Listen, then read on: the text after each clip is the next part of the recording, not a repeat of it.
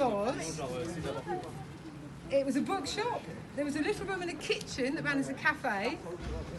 There were so many campaigns here, from the ANC to squatting organisations. But let's talk about the shop first.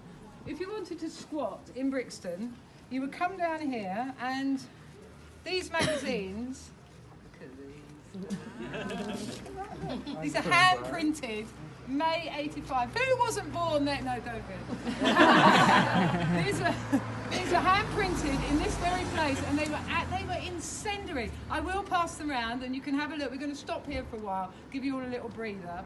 But on the back of this one, it says if you wanted to squat in Brixton, you came down here on a Sunday between 3 o'clock and 5 o'clock, and they would tell you where the empty buildings were. And not only that, they'd tell you how to get in, how not to get caught. I lived in a squat myself, and like Milo said, they quite often turned off your electricity, turned off your water, and the secret was to know an electrician, because all you needed to put your electricity back on was a thing called the company head. It was this big white ceramic thing with 2 electric rods on it, and you took it out of an empty building, and then you put it in your building, and you had electricity.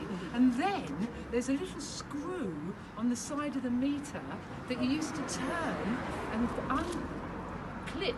There was like a little tiny lead wire with a little like seal, so you just cut that like wire cutters, and then you undid this little screw, and then you took out the 2 wires that were putting your electricity in.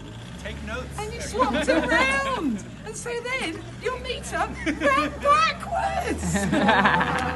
So all the electricity you'd used was then decreased. So the meter ran backwards. But you had to remember when they were coming to read the meter, because in those days they'd be there reading the meter. And I wasn't smart enough to just think, oh, I could just go, it's not convenient.